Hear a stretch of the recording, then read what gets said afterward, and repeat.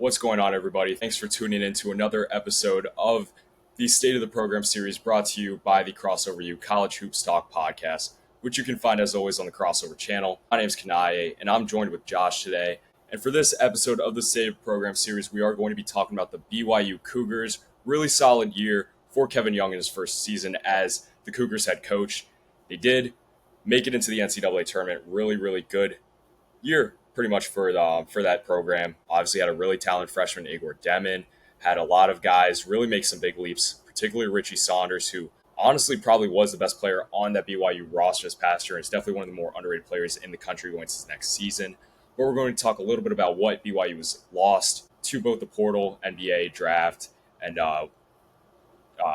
so forth, and then what they've added. They've added a lot. Spoiler alert, I'm sure if you kept up with college basketball, you probably know that already. And we're just going to talk about what the vibes are and how they stack up both nationally and in the Big 12 going into the next season. But before we get into that, if you like this podcast or anything else you see on the Crossover channel, please engage with our content any way you can. It really does help with being able to grow what we're doing here at this channel. So let's get right into it, and let's talk first about what BYU has lost. Of course, I think the biggest loss was probably Igor Demon. He was their international prospect who came over and was mocked as being a lottery pick the whole season. That being Igor Demon. Really solid year. Not the best shooter, but of course he averaged around 11 points per game this past year. Did a lot playmaking as a big point guard. They're also losing Trevin Cannell. Can't really pronounce his first name, so my mistake if you are watching this, but Fuseni Traore, who's a fairly solid contributor for them. Cannon Catchings was also a big loss for them. He was a guy who had a really big game where he shot 100% from the field. I forget exactly who it was against. It might have been Kansas. But again, a guy who has some really high upside and I think will bring a lot to the Georgia Bulldogs program this upcoming season. Was also on our list for players to watch out for a potential breakout for. But outside of that, they didn't really lose all too much in terms of big-time contributors. But I'll let Josh talk about how he feels regarding what BYU lost this offseason. No, I definitely agree with you, Kanaye. I really feel like most of what BYU lost was more background depth. He wasn't a full-time starter. We knew he was going to be leaving. Catchings and I think Dallin Hall are probably the two biggest losses. They were both young players who both transferred. Catchings to Georgia, Dallin Hall to UVA. They definitely could have been great background pieces, but overall, they're not that hard, and they're very replaceable in this transfer portal-based college basketball scene. So I would honestly give the losses like a 9. I get it that, losing anything over 10 points per game can be a bit of a pain, but this is BYU we're talking about. They've always been pretty decent about replacing talent, and this is one of their better years for that, so I think the grade is respectable. Yeah, I actually just had him at an 8, so not too far off from you. I'd be willing to come to a 9. I personally had him at an 8, just because I feel like Demon, that there wasn't really too much you could have controlled. I think most people knew he was going to be one and done. I think the loss that definitely hurt the most is Cannon Catchings. Again, that's a guy who I think has so much potential. Definitely an all-league upside, potential All-American player at some point in his college playing days. And to lose a player of that caliber that has that much potential to grow, I think definitely hurts. Then again, with what they reloaded with, which we're going to get into in a second, it's tough to see where Catchings probably would have fit into the mix there. But I'm willing to come to a 9 for that. And just, if you're not up to speed at this point with how we do our ratings for each metric, losses, ads, coaching, conference, and vibes, we're going to give it a rating 1 through 10, 10 being the best rating. So, for example, losses, if they didn't really lose all too much, they would get a 10. Here, they didn't lose too much here, so we're giving them a 9. If they lost everything, they would have been at a 1. Going forward, that's how it works. If you didn't know already, if this is your first watch of the State of the Program series, that's how it works here. And I think this is a good segue to get into the ads, which gets really exciting. I think probably the number one thing was them landing the number one player in the class, depending on which service you look at, that being AJ DeBansa, Utah kid, decided to stay home in state and play for the Cougars. He's a guy who so many people have talked about. Just recently with the USA U19 team, those coaches have raved so much about how AJ DeBansa has every aspect of the game you could ask for as a coach. He's a guy who's really going to bring a lot, both with shot making, and I don't think he's going to have statistically as good of a season as Cooper Flagg. And I definitely think going into the NBA, Cooper Flagg is a better prospect than what AJ DeBansa is going to be. But their games, I very much feel, are really similar to each other and just how they're able to impact the game both ways on both sides of the ball. Yeah, of the ball. offensively, defensively. I think Debance has a lot of offensive firepower. I mean, yeah, I think Debance is going to end up being as good as advertised, and I'm really excited to see him play. No, I definitely agree. I honestly view Debance as like an upgraded level of BJ Edgecombe. He gives you that like tall, lanky, great inside the paint scorer. I think he can definitely be, but also probably a great mid range, probably a good 3 point shooter. We'll have to see fully. I think there's obviously that always trust issue on how does the number one prospect perform coming in. But this is insane. BYU has never done this before. They've never produced the number one overall incoming freshman. Obviously, he was from Utah, so you have the bias there perhaps, but the age of NIL has definitely transformed the new state, and that's just the freshman. They brought in an incredible transfer class, which I think both of us can cover for days on end. I think the biggest addition is Kennard Davis, in my opinion. He is a complete glue guy. He's from Southern Illinois, averaged 16 a game there. He was a complete dog for the dogs, Salukis. And I think that he fits a really good role, but there is another guy who got paid a lot more than that, who could have an even better season than he had last year. If you want to name that guy, Kanaye, it's all yours. The $3 million man Josh is talking about is Robert Wright. Robert Wright just had a really solid freshman year at Baylor this past season, is part of that illustrious Montverde class with Cooper Flagg, Liam McNeely, Austin Newell. Of course, really one of the only few bright spots for that Baylor program this past year. Obviously, Edgecombe was able to pick it up towards the end of the late stretch of the season, is now probably going to end up being a top 5 pick in the NBA draft. Robert Wright, of course, is coming back for another season of college basketball, entered his name into the portal, and got $3 million from BYU. BYU is one of the biggest spenders in the transfer portal this offseason cycle, and they needed to go and get a point guard in a transfer portal class that, if we're being honest, didn't have too many big-time point guards outside of Donovan Dent, who obviously ended up at UCLA, and you could throw some other names out there, of course, Bennett Sturts. Just to name those two guys. But they decided we want to go and get a point guard. We're willing to spend big money on it. That's what they did with Robert Wright. Robert Wright can do a lot off the dribble, really good at breaking guys down. I'd like to see him improve a little bit as a playmaker, though he is already fairly talented doing that. But I think he's going to bring shot creation. He's someone you're going to be comfortable handling the ball and bringing the ball up the court and executing your offense. I do think it's going to be a little bit different than what he had at Baylor, where I think the expectations for Baylor going to this past season were a lot higher than what they ended up showing. And with BYU, if they really do end up being the national championship contender the way a lot of people, including ourselves, think they might end up being, then Robert Wright's going to have to step up and definitely take a little bit of a leap this year. But he does have big game upside. I think one of the most important things for BYU, like I mentioned previously in the beginning of this episode, them getting back Richie Saunders, their leading scorer from this past year, nearly 17 points a game. In Big 12 regular season play, he averaged close to 20, shot 52% from the field, around there, if I'm not mistaken, and nearly 45% from three. He is one of the most underrated, if not the most underrated player going into the season of college basketball, I very much feel. And to get him back, I think is just huge. He had the opportunity to follow Mark Pope to Kentucky, but ultimately chose to stay with BYU, stick it out with Kevin Young. He reaped the rewards of his decision to stay, had a career year this past season, and now he's going to have a much better roster around him than what he did this past season, and he's going to play really well for them out of the 2 spot. So I'm really excited to see Richie in this next season in Provo. No, I definitely agree. He was an incredibly underrated player last year. He really stepped up, averaged 16 a game. He is a guy that I think could be in that Big 12 Player of the Year conversation alongside Devanza. But they also have a great front court. Makieta really performed well at the center position. He's going to get a lot more minutes and a lot more time there. I think Dawson Baker, likely he will not start, but will have his opportunities to be deep in that roster. Great bench guy. They also have a 10 per game score from UC Riverside and Nate Pickens. So they have deeper, more bench guys that they can replace from the Kenny Catchings and Dallin Halls and Igor Demons that they've lost. So overall, I would also give the additions a 9 as well. I think that this is one of the better things you can bring in. And keep in mind, BYU is not supposed to be getting these things. BYU is not a top program. This is not your Duke. This is not your North Carolina. This is not your Michigan. They're bringing in the number 1 overall possible pick in next year's draft, keeping some of their best guys, and bringing in a pretty decent transfer portal. I don't see how you could put them any lower than that nine.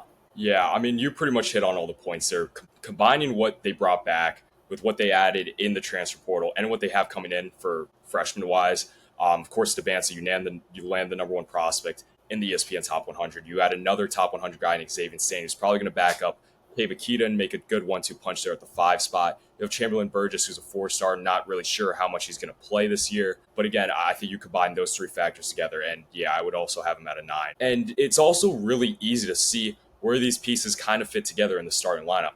Right now, I would have the starting lineup as Rob Wright at the point, Richie Saunders at the 2, DeBance at the 3, Kennard Davis at the 4, and Kay Bakita at the 5. And I pretty much agree on that one. I think once again there are opportunities for guys like uh, Pickens and Baker to fill in those smaller roles, but this is a really, really good starting five. This might be the best starting five besides Houston in the Big 12 right now. I think there's so much to like about this roster, and the depth is still there, like I said before. I really can't hate what's being brought in, and there's a lot of excitement to go around with BYU, which I think leads us to the coaching. We've mentioned Kevin Young before. He's a new type of coach in the college basketball sphere. We're seeing this big change in how coaching is worked. It's a lot more analytical. It's a lot more NBA focused. And keep in mind, Kevin Young is from the NBA side of things. He was an assistant coach for the Suns. He came over after Pope left, became the new coach, brought them immediately to a Sweet 16, which is the first time since that famous Jim Fredette 2011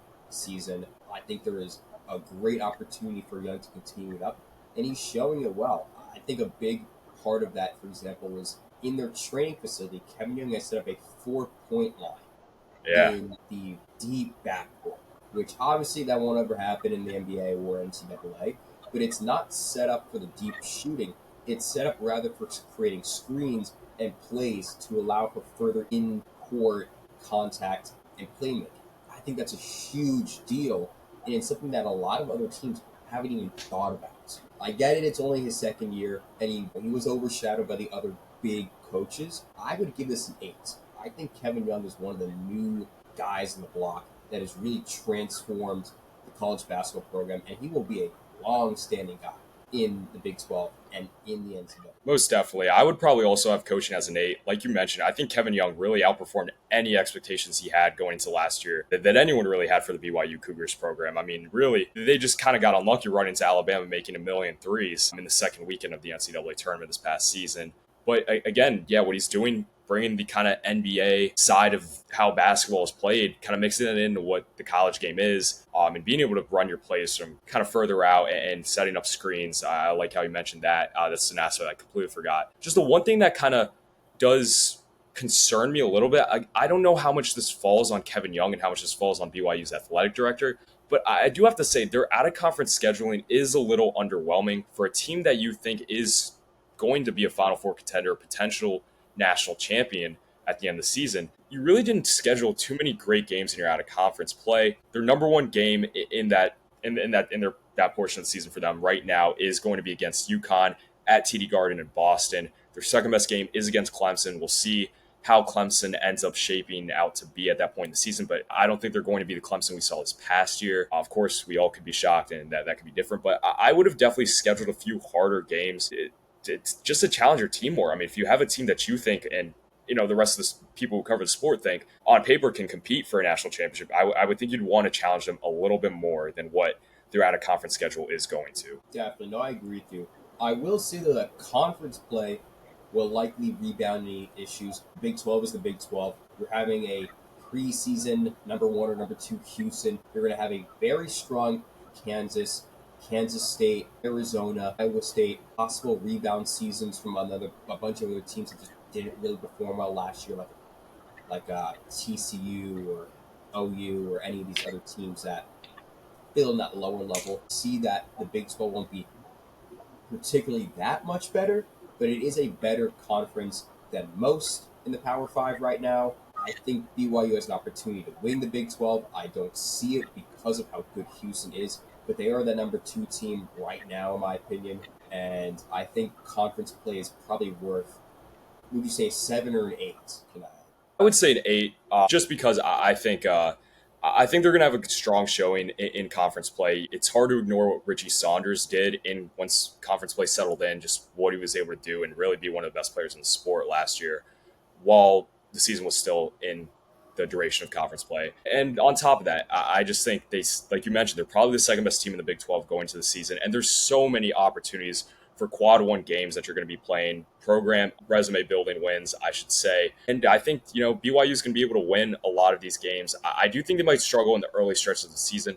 I don't know if that necessarily means dropping some games, but I think it's going to take a little bit of time just to figure things out, figure out roles. We don't know how Debanza and Richie is going to fit together scoring wise. I think Kennard Davis is a guy who has no ego whatsoever. You mentioned him being a really, really great glue guy. And I think he's going to be just what BYU needs in that department. Kay Vakita, same thing goes for him. Rob Wright's going to be an interesting thing to see if he can really make a leap as a playmaker for them and as a ball handler. But I do think that they're going to have a strong showing in conference play in the Big 12. And I would also have them as an 8. Certainly. And where do you see the vibes? Because, like I said before, this is possibly the best incoming class of Cougars in BYU history. We know BYU is always great with its sports culture. Student section is always there. It was great Right. last year. Maybe there's a World Wars of 10. I personally have him at a 9 right now. If I'm bumping it up, bumping it down a level or two, where do you view the I would also have the vibes at a 9. I think the one thing holding me back from a 10 is, like I mentioned just earlier, is just the lack of real challenge you're getting in your out of conference play. Of course, you're playing UConn. That'll be a big challenge for them to see where this team is at. But like you said, I don't know that there's been enough. I don't know that there's been this much energy and hype surrounding this program in Provo since the Jimmer Fredette days back in 2011. I mean, there's so much hype. You land the number one player in this incoming freshman class. You get Rob Wright, one of the best point guards in the transfer portal. You bring back your leading scorer. You bring in a guy who's going to do all the dirty work. You get retention in your backcourt or front court, I should say, and you have depth too, where I wouldn't say they really had great depth this past year. I think vibes are potentially at an all-time high in Provo. But again, I just think that's the one concern, just them not feeling the need to challenge themselves maybe as much as they probably should be. Yes, and honestly, and I know we talked about this off camera, do you think BYU can challenge itself to win that? What is their ceiling right now this season? I definitely think their ceiling is a national championship. Do I think they win a national championship? No. I am really worried just considering how they've scheduled their out of conference opponents. I definitely think you look at across the board, every team that looks like they can make a Final Four or compete for a national championship on paper has done the work to challenge themselves in out of conference play. They've done work to schedule against marquee top flight opponents, and BYU just kind of hasn't done the same. But I do think this team has such a high ceiling. Debanza could be in the running for a National Player of the Year. Richie Saunders could be an All-American, first team Big 12 type of guy. And you got, again, retention between him, Kay Vakita. You have Rob Wright, who has a chance to make a big leap. I definitely think their ceiling would probably be a national championship on paper right now. Definitely. I personally see them as having a Final Four ceiling. I feel like an Elite Eight is definitely in the works here. And keep in mind, BYU has, I think, currently the record for the most amount of tournaments made without making a Final Four. This is and should be the year to break that. And honestly, Yeah. it's fine if you don't get a natty.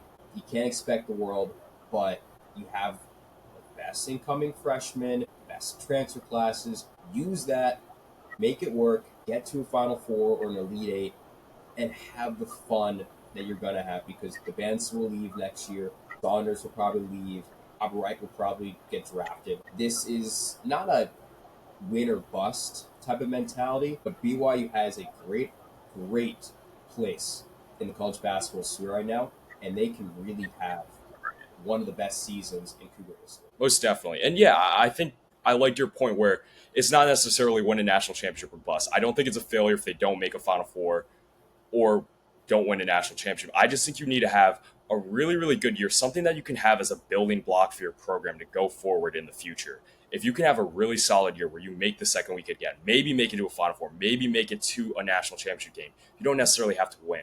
Because if you're able to surpass what Jimmer's team did in 2011, this team is going to be remembered in Provo forever. And maybe years from now, we'll be looking back as this was a team that started the uprise of the BYU Cougars basketball program. Now, before we wrap things up in this episode, I think a really interesting topic regarding this team is who is I guess this kind of is a two-faceted question here. Who do you think is the leading scorer slash best player on this team this year? I don't really know fully. Once again, it is a little hard to trust your freshman to lead the team, but Debanza is the number one overall.